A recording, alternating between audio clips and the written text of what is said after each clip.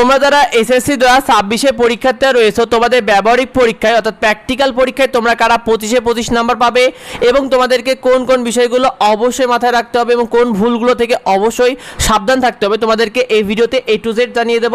তোমাদের কোন কোন সাবজেক্টে ব্যবহারিক পরীক্ষা হবে, তোমাদের পদার্থবিজ্ঞান, রসায়ন, জীববিজ্ঞান, উচ্চতর গণিত, কৃষি শিক্ষা, গার্হস্থ্য বিজ্ঞান, তথ্য প্রযুক্তি এবং শেষে তোমাদের সঙ্গীত রয়েছে। তোমাদের কিন্তু ব্যবহারিক পরীক্ষা বা প্র্যাকটিক্যাল পরীক্ষা হবে। তোমাদের দেখো, তোমরা যারা সায়েন্সের শিক্ষার্থীরা রয়েছে এক্ষেত্রে তোমাদের যারা বিজ্ঞান বিভাগের শিক্ষার্থী তোমাদের প্র্যাকটিক্যাল পরীক্ষা কিন্তু 5টা সাবজেক্টে হবে। আর তোমরা যারা মানবিক ও বাণিজ্য বিভাগের শিক্ষার্থীরা রয়েছে তোমাদের ব্যবহারিক পরীক্ষা হবে 2টা সাবজেক্টে। আর তোমাদের যে তথ্য প্রযুক্তিতে ব্যবহারিক পরীক্ষা হওয়ার কথা রয়েছে এটা তোমাদের নিজ স্কুলের হবে, অর্থাৎ তুমি যে স্কুলেরও এসএসসি পরীক্ষা দিচ্ছ ওই স্কুলেই তোমাদের হবে। আর এই যে নাম্বারটা তথ্য প্রযুক্তির, এই তথ্য প্রযুক্তির ব্যবহারিক নাম্বারটা তোমাদের স্কুলের শিক্ষকরাই বোর্ডে পাঠিয়ে দেবে, সুতরাং এটা নিয়ে টেনশনে কিছু নেই।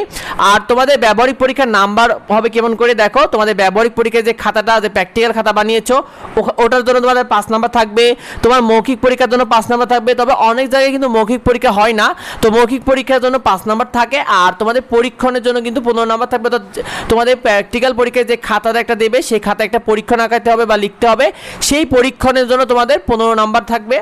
আচ্ছা, তোমাদের ব্যবহারিক পরীক্ষাটা কেমন হবে দেখো, তোমাদের ব্যবহারিক পরীক্ষায় খাতায় তোমার যে প্র্যাকটিক্যাল খাতাটা তুমি বানিয়েছো সেই খাতা থেকে তোমাদের যে কোনো একটা পরীক্ষার কেন্দ্র থেকে প্রশ্ন থাকবে, সেই প্রশ্নের আলোকে তোমাকে লিখতে হবে, অর্থাৎ ওই পরীক্ষণটা লিখে আসতে হবে। এর আগে দেখা যেত যে তোমাদের যে প্র্যাকটিক্যাল খাতাটা রয়েছে এই খাতাটা দেখে দেখে কিন্তু শিক্ষার্থীরা লিখতো। তবে এবার নতুন শিক্ষামন্ত্রী আসার কারণে কিন্তু বেশ কিছু পরীক্ষা কেন্দ্রে কিছুটা পরিবর্তন আসতে পারে। তবে এর আগে প্র্যাকটিক্যাল খাতা দেখে দেখে কিন্তু শিক্ষার্থীরা পরীক্ষা দিয়ে আসতো। আর তোমাদের ব্যবহারিক পরীক্ষা দেওয়ার আগে এই বিষয়টা অবশ্যই মাথায় রাখতে হবে যে তোমাদের যে ব্যবহারিক পরীক্ষা বা প্র্যাকটিক্যাল খাতা যেটা বানিয়েছো সেটা তোমার স্কুলের শিক্ষকদের দিয়ে অবশ্যই স্বাক্ষর করে আসতে হবে, কারণ এইটা যদি স্বাক্ষর করা না থাকে তাহলে কিন্তু তোমার নাম্বার কেটে নেবে, এটা তুমি মাথায় রেখো।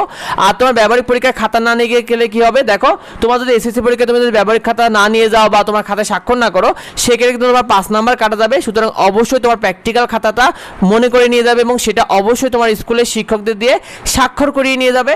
আরেকটি বিষয় তোমাদেরকে জানিয়ে দিই, তোমরা যারা প্র্যাকটিক্যাল খাতাটা সুন্দর মতো নিয়ে যেতে পারবে এবং পরীক্ষণটা সুন্দর মতো যারা লিখে আসতে পারবে তারা 25 নাম্বার পাবে ইনশাল্লাহ। তো এই বিষয়টা তোমার বন্ধুরা অনেকে ঠিক মতো জানে না, অনেকে কনফিউশনের মধ্যে রয়েছে, তাই ভিডিওটা বেশি তো বন্ধুদের মধ্যে শেয়ার করে দাও। তোমাদের কলেজ ভর্তি সহ যাবতীয় আপডেট আমাদের এডুবঙ্গ ইউটিউব চ্যানেলে পেয়ে যাবে, এডুবঙ্গ ফেসবুক পেজে পেয়ে যাবে, সেগুলো পেতে অবশ্যই যুক্ত হও। আর যদি জানার থাকে অবশ্যই পেতে কমেন্ট করো, তোমাদের যাবতীয় কনফিউশন দূর করা হবে।